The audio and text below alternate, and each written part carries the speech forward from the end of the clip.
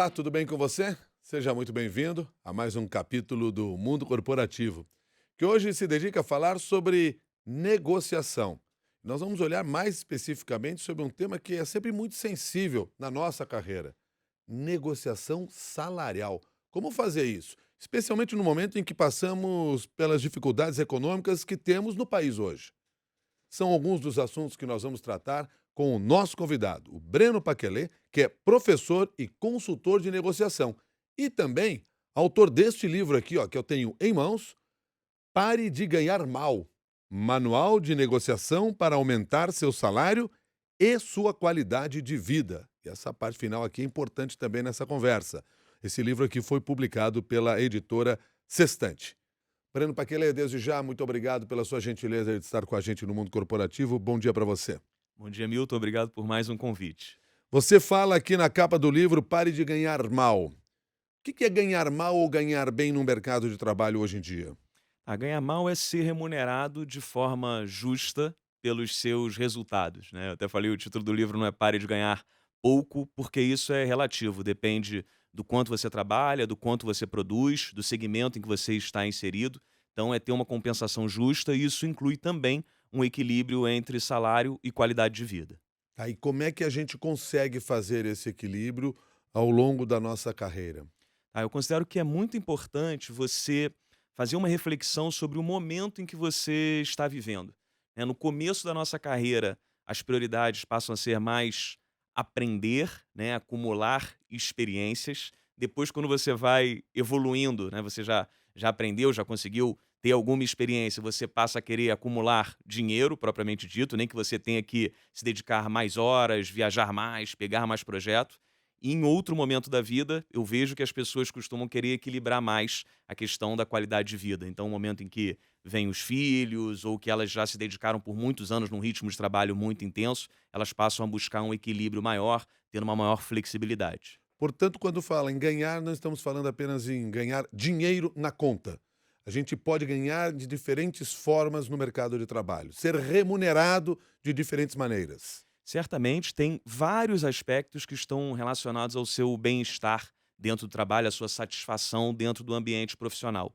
O salário nominal é um deles, e normalmente o mais valorizado.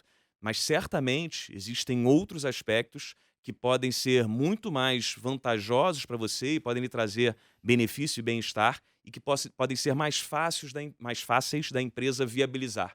Eu vi um estudo nos Estados Unidos que ele mostra que de 2001 a 2018, o custo salarial das empresas aumentou em 5% e os benefícios 22%. Então, é mais fácil viabilizar benefícios para as pessoas do que salário nominal. Então, isso pode ser uma boa forma de superar impasses. No Brasil existe assim um padrão nessas questões, por exemplo, dos benefícios que podem ser negociados, a flexibilidade nesse sentido, ou ainda se trabalha muito com essa ideia de que a negociação passa única e exclusivamente pelo salário? Então, as pessoas, elas são criativas no geral, na vida, no trabalho, mas quando a gente fala em negociação, né, já se pensa em disputa e essa criatividade cessa. Então, certamente, existem acordos que você poderia fazer com o seu gestor que seriam benéficos para todos e que são viáveis, são possíveis, não são amarrados por lei. Obviamente, existem algumas questões que não são negociáveis, que a CLT amarra, mas certamente, às vezes, uma questão de um dia mais de folga, uma maior flexibilidade para a prestação do seu serviço, um dia mais de home office, ou uma flexibilidade de horários durante algum período específico, uma melhor descrição do seu cargo, ou você buscar diferentes tarefas, ou ser designado para outros projetos que possam te dar mais visibilidade. São questões que parecem pequenas, mas podem trazer grandes resultados, né, ou fazer grande diferença ao longo do tempo. Agora há pouco você falou, se não me engano, negociação não é uma batalha. Não é, Não é definitivamente não. mesmo? Não. Não é uma batalha entre 2 partes ali, tentando ganhar mais espaço que pode vir na forma de dinheiro ou de benefício? Eu enxergo a negociação como um processo de construção conjunto. Eu falo em colaboração, no sentido de trabalhar junto, né, mas quando se fala em colaboração, muitas pessoas pensam que é uma visão ingênua ou utópica. Mas certamente duas pessoas com a abertura para discutir os seus reais interesses, elas conseguem trabalhar de forma colaborativa e fazer existir mais para ser dividido ou para os recursos serem distribuídos do que existia anteriormente. Se você só fica num cabo de guerra em cima de um recurso único, tentando impor a minha posição, as minhas demandas, é muito provável que se chegue a um impasse. Chega num ponto em que um não está mais disposto a ceder, um não está disposto a dizer que perdeu para o outro, e elas podem acabar não conseguindo resultado algum. Então, se você pensa de forma mais ampla, é muito mais fácil. Por que que ainda é tão difícil pedir um aumento? Pedir um aumento é um tabu, né, uma questão que poucas pessoas discutem. Uma das grandes dificuldades que eu vejo é o nosso medo de rejeição. O ser humano não gosta de ser rejeitado, ele gosta de ser bem aceito dentro dos grupos, e ouvir um não pode trazer um desestímulo ou fazer com que a pessoa não se sinta aceita dentro desse grupo. Outra questão é a aversão ao risco. Eu vejo que as pessoas, sentem 2 vezes mais. Isso já é um conceito, né, cunhado pelo Daniel Kahneman, que foi Prêmio Nobel de Economia, que ele falava que as pessoas sentem 2 vezes mais o risco de perder algo, no caso, o seu emprego, do que valorizam o benefício que elas podem obter. Então, como as pessoas enxergam a negociação como um processo onde elas colocam o seu emprego em risco, né, o emprego hoje em dia está tão difícil, as pessoas não querem nem entrar nessa questão. Agora, deixa eu entender a seguinte situação aqui nessa negociação. Você disse assim, as pessoas às vezes entram com medo de perder. Numa negociação de salário, que eu vou ter com o líder do meu departamento, seja lá com quem for, nessa negociação, o que que eu posso perder? Ou como eu posso evitar alguma perda, mesmo recebendo não? Tá. Então, as pessoas partem do princípio de que, se elas puxarem essa conversa, negociação salarial, elas colocam em risco o seu emprego ou colocam em risco o seu relacionamento com o gestor. Isso só acontece se elas forem agressivas no pedido, não demonstrarem entendimento sobre a realidade da empresa, né, forem com a cabeça muito fechada, querendo impor um ponto de vista. Se você chega para conversar com o seu gestor de uma forma respeitosa e aí tornando essa conversa não só uma conversa sobre remuneração, mas uma conversa sobre o seu momento na empresa, sobre novas atividades que você poderia agregar para melhorar a situação da empresa, para trazer mais resultados, para melhorar a área de uma forma mais ampla. Isso é de interesse do seu gestor. Então, se você chega com essa conversa demonstrando entendimento sobre o lado dele, sobre como ele pensa, sobre as restrições que ele enfrenta, ele com certeza vai se conectar com você e vai estar mais aberto a ouvir. A consequência dessa conversa pode ser um aumento salarial. Só que se você chega diretamente afrontando e colocando que é só uma questão de você vai ter um aumento sim ou não, ele vai reagir, né, ele vai se sentir afrontado e vai reagir muitas vezes até para manter a autonomia dele, negando esse aumento de uma forma ríspida, e isso sim coloca em risco o seu emprego e o relacionamento com o seu gestor. O que você está nos dizendo, então, é que inicialmente é preciso levantar todas as informações para estar bem calçado na hora de passar por qualquer negociação. Eu até divido esse processo todo de negociação salarial em 3 momentos ou 3 aspectos principais, né, acho que valia até a gente dar esse passo atrás para falar disso. O primeiro aspecto é você efetivamente merecer o aumento. O segundo aspecto é esse aumento ser viável. E o terceiro é, aí sim, convencer os tomadores de decisão. Então, eu quando fui escrever o livro, né, essa questão de negociação salarial sempre era uma pergunta frequente que eu recebia em qualquer entrevista que dava sobre esse assunto, inclusive aqui na outra vez que eu vim surgiram essas questões, e ao longo da minha carreira também como líder, ou às vezes aconselhando outros profissionais, sempre surgia essa questão de como pleitear um aumento, como melhorar a minha situação aqui dentro. E eu sempre parti do pressuposto de que, para poder pleitear um aumento, você deveria merecê-lo, né. E quando eu comecei a Uhum. escrever o livro, eu já estava entrando na parte da negociação, mas eu falei: "Bom, seria irresponsável da minha parte não abordar essa questão do merecimento". Não há o risco de a gente sempre achar que merece? Sim, as pessoas acham que merecem, por isso que eu invisto uma boa parte do livro, a primeira parte, mostrando em que Quanto mais honesta for a sua autoanálise, mais chances da sua estratégia ser bem-sucedida. Se você negar os seus problemas, negar a realidade, você vai ter uma visão totalmente distorcida do que você pode obter e com certeza vai ser uma estratégia furada. Então, não pode falar. Não, eu ia pegar o segundo ponto, porque você falou em 3 aspectos. Merecer o aumento, Você vê. ser viável o aumento, e o terceiro que é convencer o tomador. Hã, ser viável, aí a informação é com base no que a empresa e o mercado estão passando. A conta da empresa tem que fechar, né, então a empresa, ela tem uma estrutura que tem que dar resultados para ela continuar funcionando, né, e um dos aspectos para ela, funcionar, para a conta fechar, é que tem que ter um equilíbrio entre o que ela ganha e o que ela gasta, e os salários representam uma boa parte disso, né, tem estudos que mostram que chega de 13 a 15% os custos salariais. Eu vi uma pesquisa que mostra que a justificativa do gestor para negar um aumento, né, 49% das vezes é por limitação orçamentária. O problema é que, para muitos funcionários, a conversa termina aí. Então eu vou conversar com o meu gestor. Uhum. Metade dos gestores dizem que ele não tem dinheiro para pagar um aumento, acabou a conversa. E o que eu digo sobre ser viável é: você pode entender que, da forma como você presta o seu serviço hoje, da forma como você trabalha hoje, não seria viável, e aí eu já sei que eu vou ter que resolver esse problema. Como eu posso resolver? Se a questão for de receitas, eu posso buscar novas receitas para a empresa para fazer com que esse aumento pudesse ser viável. Então, eu posso ampliar minha base de clientes, eu posso atacar mercados que eu ainda não estava atendendo, eu posso tentar desengavetar projetos. Isso vai fazer com que eu traga novas receitas e isso pode ser o X que faltava nessa equação para viabilizar meu aumento.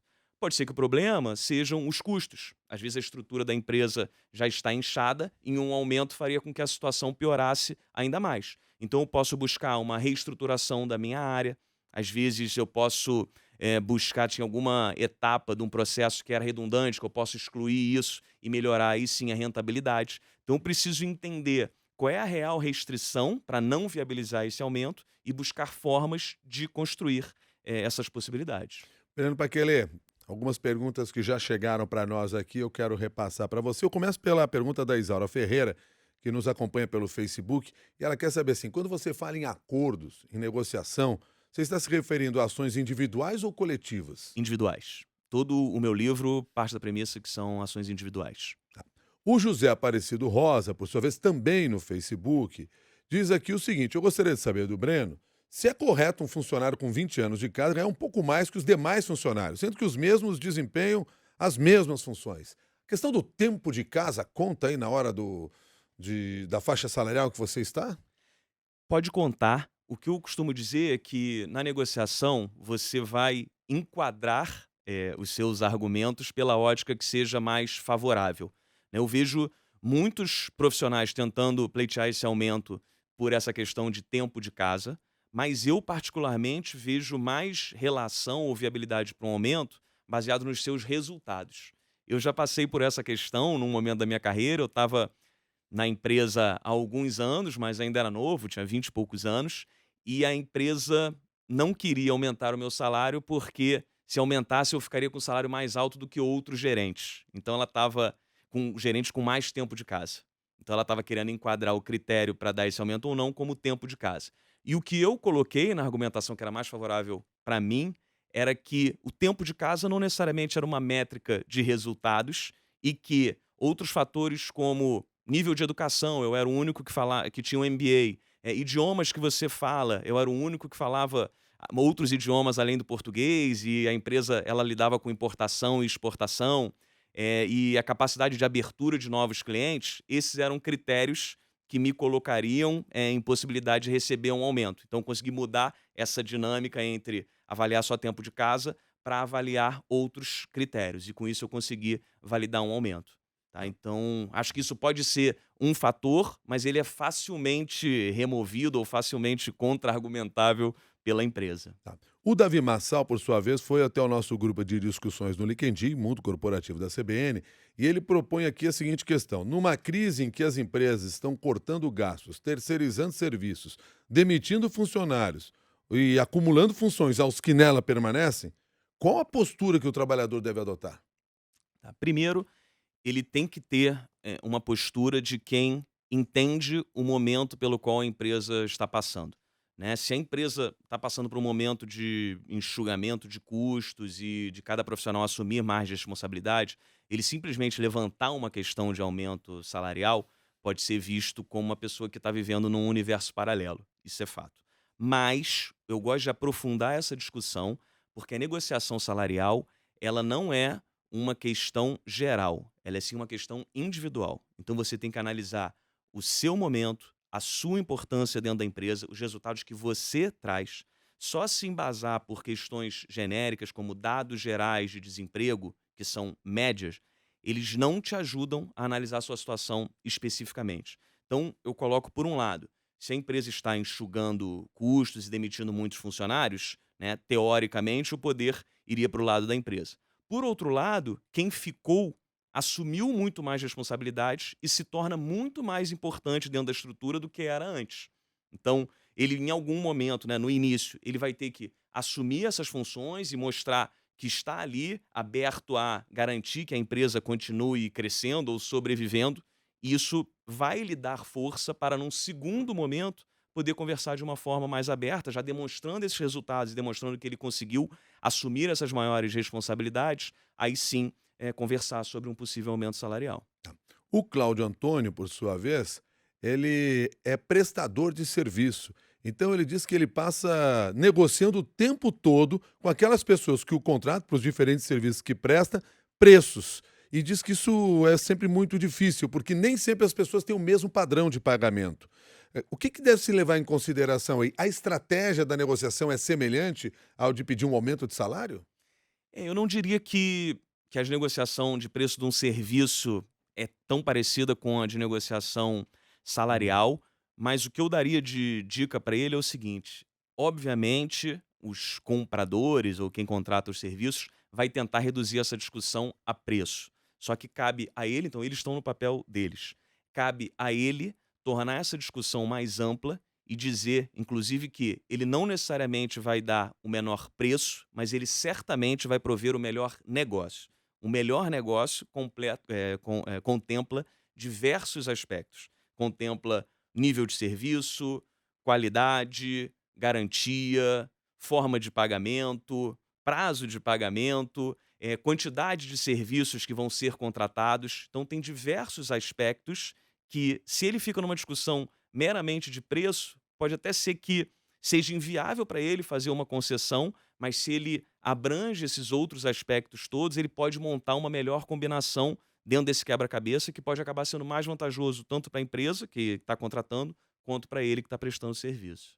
Se fala muito, e várias vezes aqui no mundo corporativo eu ouvi isso, que cada vez mais vamos trabalhar por projeto do que no emprego propriamente dito. Isso nos obrigará a ser ainda mais negociador do que somos. Sim, passa a ser cada projeto pode ser uma negociação, né, então isso muda o escopo de negociação salarial, até porque quando você está numa empresa, um dos aspectos que a empresa vai contratar vai contemplar ou vai pesar para avaliar a viabilidade do aumento ou não, é te reter, né, é o objetivo de te reter como bom profissional. Se você está prestando serviços pontuais e esporádicos, essa retenção some da equação. Então ela muda realmente a dinâmica da negociação e você precisa ser cada vez mais habilidoso para conseguir negociar nesse cenário. Tá. E eu até estou falando isso porque o Christian também me escreveu através do LinkedIn, colocando a seguinte situação. Às vezes, eu peço R$ 5.000 para prestar um serviço. Aí a pessoa pede um desconto. Até quanto de desconto eu devo dar? Para não parecer que também eu estava pedindo demais. Então essa é sempre uma dúvida que as pessoas têm, né.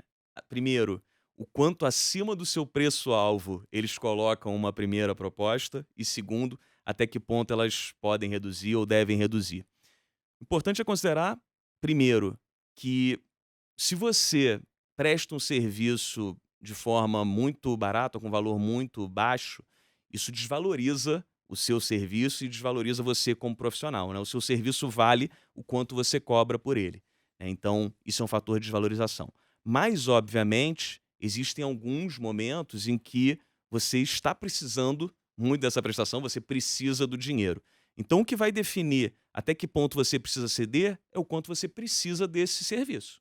Se você está com fila de empresas querendo te contratar e você não consegue nem atender essa demanda, pode ser que você não precise dar desconto nenhum, desde que você trate isso de forma respeitosa, mas dizendo: olha, esse é realmente o valor dentro do que é viável para mim, para esse nível de serviço, para a qualidade com que eu presto, esse é o valor, eu já coloquei uma proposta dentro do que eu posso fazer.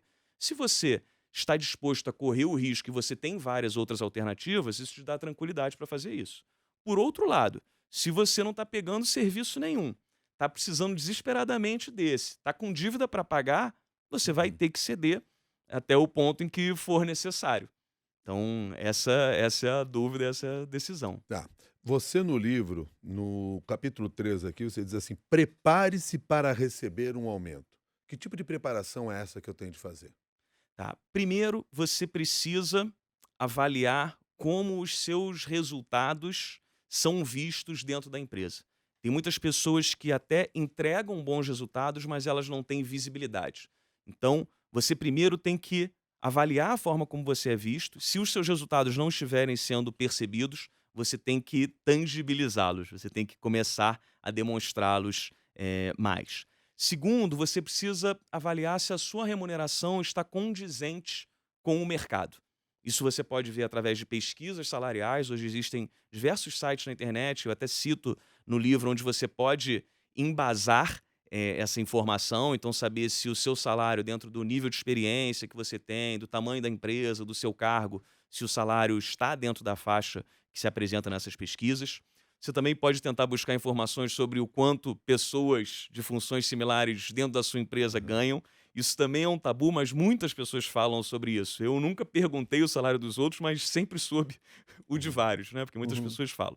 Então, ter visibilidade, entender como está a sua remuneração, analisar um momento da empresa, né? Eu costumo dizer também que não existe a melhor hora para puxar esse assunto, né? O melhor momento para puxar esse assunto foi ontem, o segundo melhor é hoje, né? Então as pessoas, por estarem desconfortáveis, por não se sentirem confortáveis para negociar um salário, elas ficam adiando essa decisão indefinidamente. Então existem alguns momentos de curta duração onde não é possível ter essa conversa. Então, óbvio, a empresa está passando por um processo de demissão em massa, ou saiu uma notícia muito ruim sobre a empresa na mídia, ou vai ter um evento que está direcionando a atenção de todo mundo. Esse é um momento ruim, mas em todos os outros ela pode sim puxar essa conversa e tentar abrir o diálogo. E pede aumento a quem? O melhor é você pedir para o seu gestor direto, porque ele é o maior interessado em continuar contando com o seu serviço, assumindo que você merece, né? Em continuar contando com a sua presença na empresa, por ele ser da sua equipe, e também porque se você pular o seu gestor, né, o que a gente chama de bypassar o seu gestor, isso pode gerar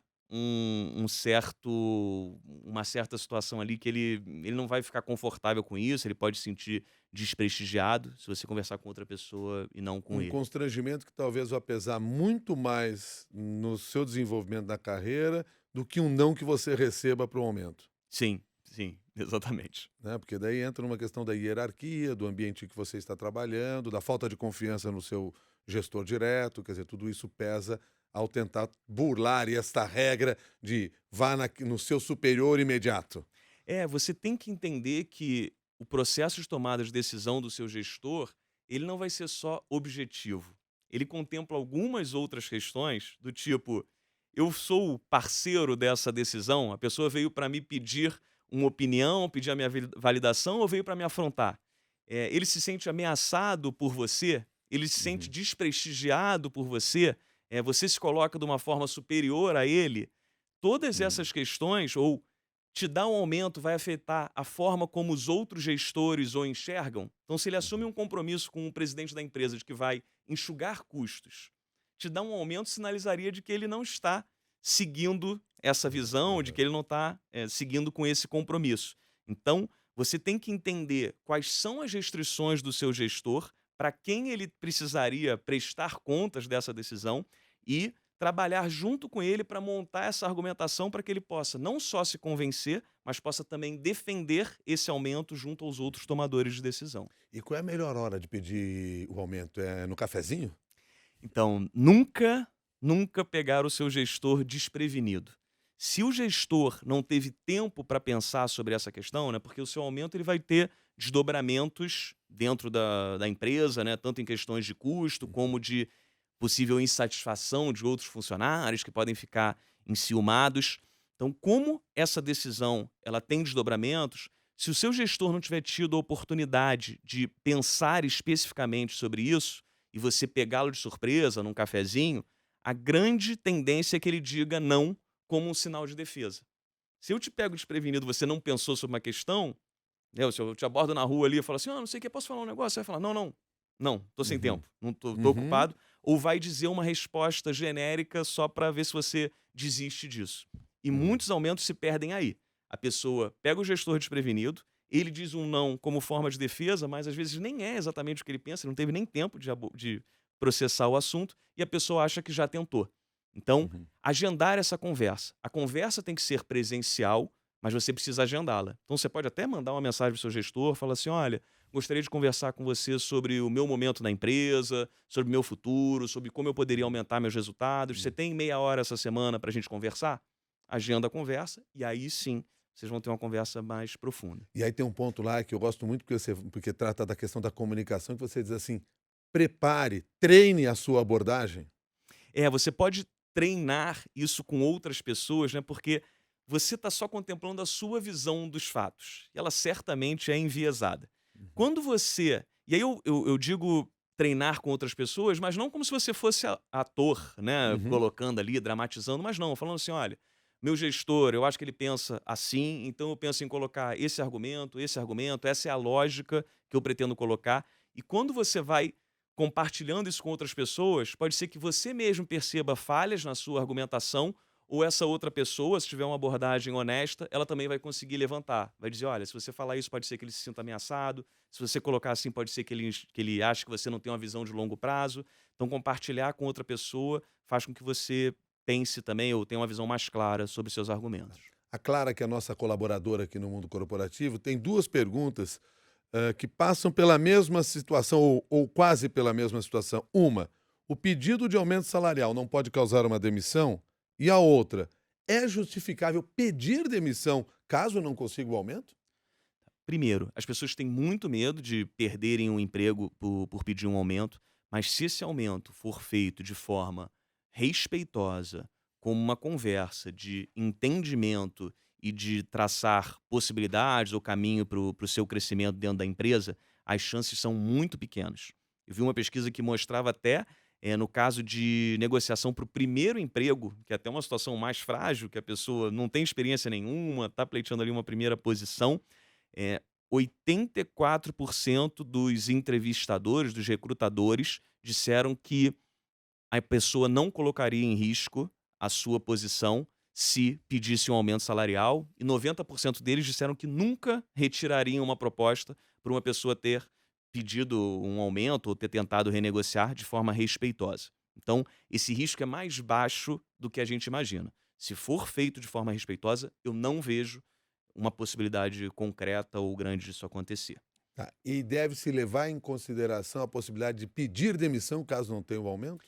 Então, eu não consideraria isso como preto no branco, me deram um aumento, eu continuo, não me deram, eu saio. Você tem que entender que o não faz parte do processo de negociação. E para mim, a sua estratégia começa a ficar mais concreta ou mais real a partir do momento que você recebe o primeiro não. Porque até recebê-lo, você está enxergando as coisas só pelo seu lado. Quando o seu gestor te diz um não, você passa a entender as reais restrições que ele tem. Então, eu costumo dizer que uma derrota ou um fim em si mesmo ali na negociação é quando o não é seco e você não consegue extrair nada dele. Se o não vem com o seu entendimento de compromissos que você precisa assumir, resultados que você deveria demonstrar, você aprende muito mais e pode voltar para uma segunda conversa, uma segunda rodada com um entendimento muito maior do que você precisa efetivamente fazer para viabilizar o seu aumento. Para fechar a nossa conversa aqui, o que não fazer? O que não fazer?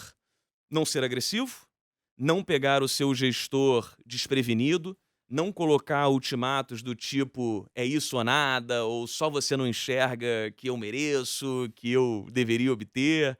Então, esses para mim são os principais nãos, o que Se não eu fazer. aprendi um pouco aqui dessa nossa conversa, que tenho certeza foi bastante produtiva para os nossos ouvintes, se você receber um não hoje, lembre-se que aquele não talvez seja abertura para um sim mais na frente. Sim, e você deve, inclusive, tentar já deixar uma segunda conversa, mesmo que seja daqui a alguns meses, agendadas, porque é mais fácil agendar uma conversa nesse momento do que tentar retomar esse assunto de forma isolada lá na frente. Breno Paquelé, muito obrigado pela gentileza de mais uma vez estar conosco aqui no Mundo Corporativo. Um bom dia para você. Muito obrigado, foi ótimo, Milton. Breno Paquelé, que é professor, consultor de negociação, autor do livro Pare de Ganhar Mal, Manual de Negociação para Aumentar Seu Salário e Sua Qualidade de Vida.